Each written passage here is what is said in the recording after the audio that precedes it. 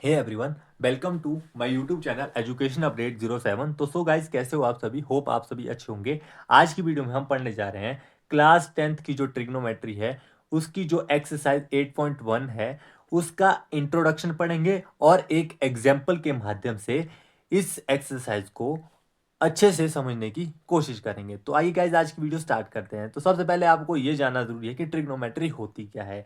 The study of the relationship between the sides and angle of a right angle triangle, यानी कि side और angles के बीच का जो रिलेशनशिप होता है किसी राइट एंगल ट्राइंगल के अंदर, उसी ब्रांच को हम क्या बोलते हैं? ट्रिग्नोमेट्री बोलते हैं। जो ट्रिग्नोमेट्री है वो तीन वर्ड से मिलकर बना होता है। देखिए, ट्राई का मतलब होता है थ्री, गोन का मतलब साइड्स, और मेट्री का मतलब क्या होता है? मेजर। यानी कि थ्री साइड से बनी एक ऐसी एनक्लोज फिगर का मेजरमेंट जहां पर हम करते हैं उसी को बेसिकली ट्रिग्नोमेट्री कहा जाता है। यहां पर हम कुछ ट्रिग्नोमेट्रिक रेशियोज की बात करते हैं। ठीक है, ट्रिग्नोमेट्रिक रेशियोज कौन कौन से होते हैं? वो होते हैं sine theta, cos theta, tan theta, cot theta, secant theta and cosecant theta. जो ये आपको दिख रहे हैं ट्रिग्नोमेट्रिक रेशियो, ये क्या होते हैं? ये बेसिकली जो ये राइट एंगल ट्राइंगल है, ठीक है, किन्हीं दो साइड के रेशियो के बराबर होता है। यानी कि साइन थीटा भी किन्हीं दो साइड के रेशियो के बराबर होगा, कॉस थीटा भी किसी राइट एंगल ट्राइंगल की दो साइड के रेशियो के बराबर होगा।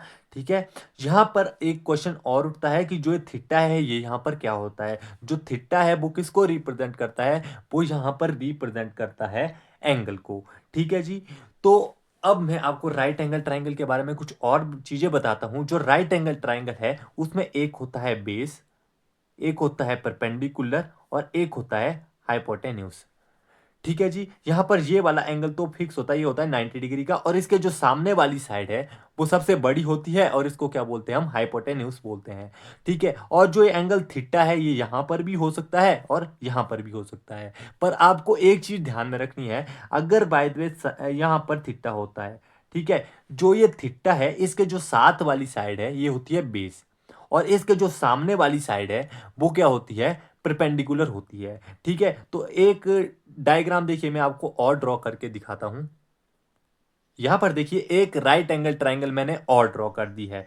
ठीक है, अगर थीटा यहां पर होता है, ठीक है, अगर थीटा यहां पर होता है तो इसके जो साथ वाली साइड है, मैंने अभी अभी आपको बताया कि जो थीटा के साथ वाली साइड है उसको हम क्या बोलते हैं? उसको हम बोलते हैं बेस, और इसके जो सामने वाली साइड है उसको हम क्या बोलते हैं? परपेंडिकुलर बोलते हैं। तो इसके जो सामने वाली साइड है ये वाली परपेंडिकुलर होगी, ये बेस होगी, और 90 डिग्री के जो सामने वाला जो साइड है, सबसे बड़ी साइड है, उसको क्या बोलते हैं? हम हाइपोटेन्यूज बोलते हैं। ये आपको इस चैप्टर में ध्यान में रखना है। ठीक है जी।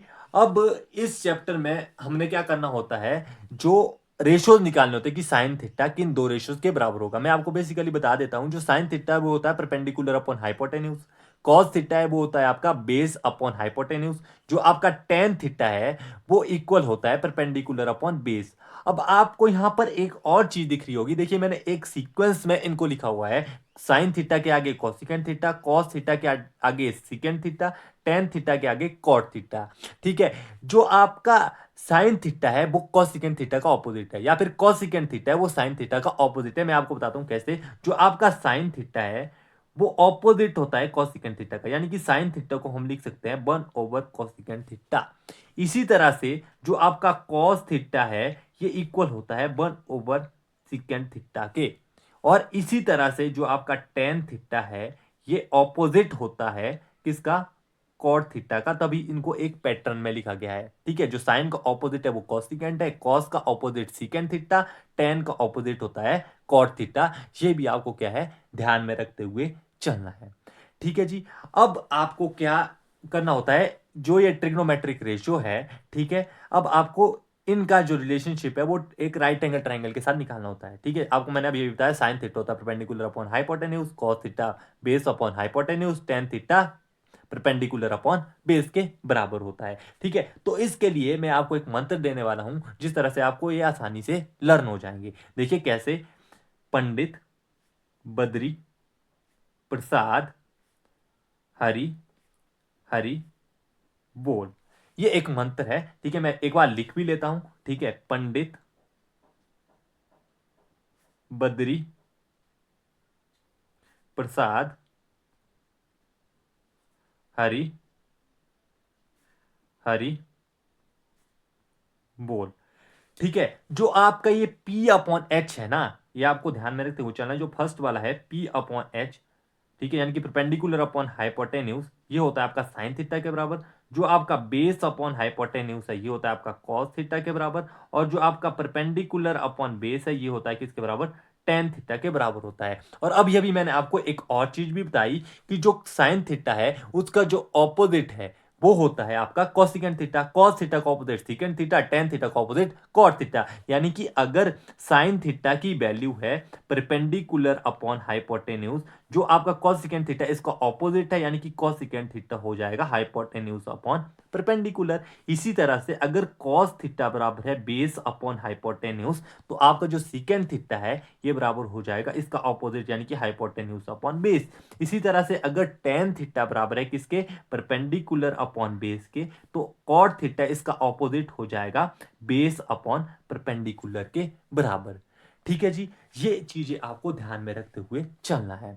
पर आपको क्वेश्चन के अंदर क्या देता है, क्वेश्चन के अंदर आपको क्या बोलेगा कि जो साइन थीटा है उसकी वैल्यू तो दे देगा, साइन थीटा की वैल्यू गिवन होगी, पर आपको निकालनी होगी कॉस थीटा।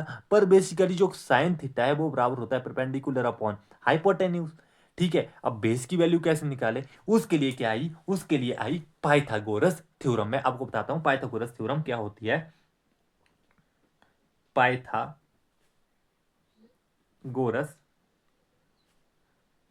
थ्योरम, जो पाइथागोरस थ्योरम थ्योरम है वो क्या होती है, जो आपकी ये सबसे बड़े वाली साइड है हाइपोटेन्यूज है, इसका जो स्क्वायर है वो अदर टू साइड के स्क्वायर के सम के बराबर होता है। यानी कि जो आपका हाइपोटेन्यूज का स्क्वायर है वो बराबर होता है बेस का स्क्वायर प्लस परपेंडिकुलर के स्क्वायर के बराबर होता है। ये आपको ध्यान में रखते हुए चलना है कि जो सबसे बड़े वाली साइड होती है राइट एंगल ट्राइंगल की, उसका जो स्क्वायर है वो अदर टू साइड के स्क्वायर के सम के बराबर होता है। ये चीज आपको ध्यान में रखते हुए चलनी है। देखिए इससे आपको बेनिफिट क्या मिलेगा, अगर आपको कोई दो साइड गिवन होती है एक राइट एंगल ट्राइंगल के अंदर, तो इस पाइथागोरस थ्योरम की हेल्प से आप क्या कर सकते हैं, उस राइट एंगल ट्राइंगल की थर्ड साइड को फाइंड आउट कर सकते हैं। तो 8.1 का जो इंट्रोडक्टरी पार्ट है वो इतना ही है। ठीक है, अब हम एक एग्जाम्पल के माध्यम से इस 8.1 एक्सरसाइज को और अच्छे से समझने की कोशिश करते हैं। देखिए मैं एक एग्जाम्पल ले रहा हूं, if sine of theta is equal to 3/4, then find cos theta and tan of theta. अगर आपको साइन थीटा की वैल्यू 3/4 दी है, तो आपको फाइंड करना है कॉस थीटा और टेन थीटा की जो वैल्यू है वो आपको फाइंड आउट करनी है। देखिए सबसे पहले आपको क्या करना है, जो आपको गिवन दिया है वो ही लिखना है। आपको क्या दिया है, जो आपको साइन थीटा है उसकी वैल्यू आपको किसके बराबर दी है, 3/4 के बराबर दी हुई है। देखिए मैं एक राइट एंगल ट्राइंगल ड्रॉ कर देता हूं सबसे पहले। देखिए एक राइट एंगल ट्राइंगल मैंने यहां पर ड्रॉ कर दी। इनका नामकरण मैं कर देता हूं, इस वाले पॉइंट को मैं ए बोलता हूं, इसको बी और इसको सी, और यहां पर एक है 90 डिग्री का एंगल। जब भी राइट एंगल ट्राइंगल की बात होगी तो एक होता है 90 डिग्री का एंगल। ठीक है, यहां पर मैं इस वाले एंगल को एज्यूम कर देता हूं, ये थीटा है, तो इसके जो सामने वाली साइड है वो क्या होती है, आपकी परपेंडिकुलर होती है।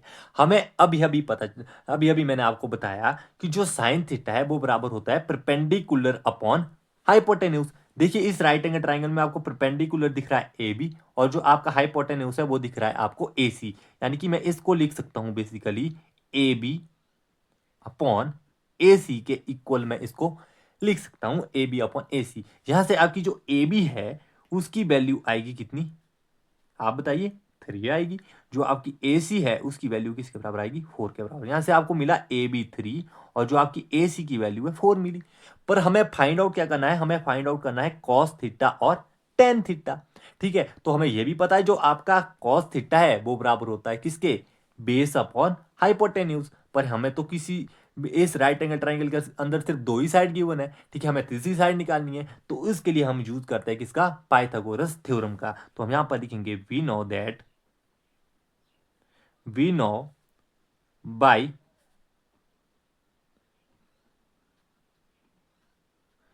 Pythagoras theorem.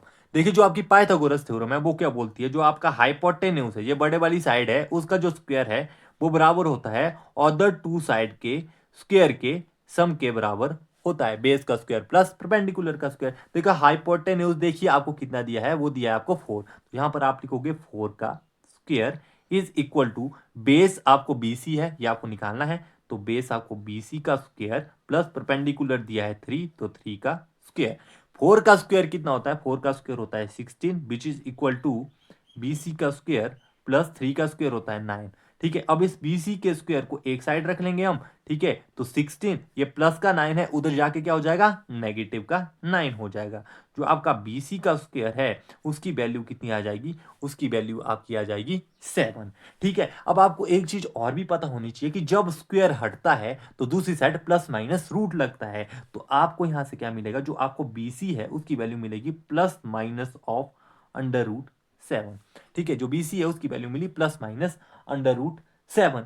पर आपको एक चीज और भी पता होनी चाहिए कि जो राइट एंगल ट्राइंगल है उसकी जो कोई भी साइड है वो क्या है, नेगेटिव नहीं होती है। ठीक है, अगर नेगेटिव नहीं होती है तो हम क्या करते हैं, जो B C is equal to minus under root 7 है उसको ड्रॉप कर देते हैं। देखिए आपको लिखना क्या है, आपको लिखना है साइड ऑफ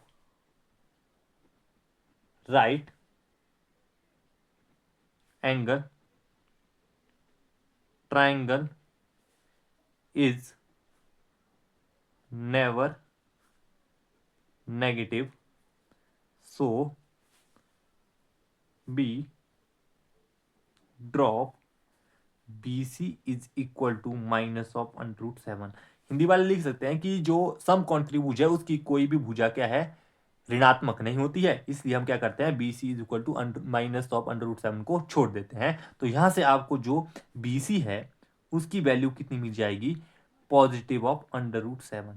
ठीक है, प्लस की अंडर रूट 7 मिल जाएगी, यानी कि बी सी की वैल्यू आ गई under root of 7। Under root 7 आ गई बी सी की वैल्यू। हमें फाइंड आउट करना था कॉस थीटा और टेन थीटा।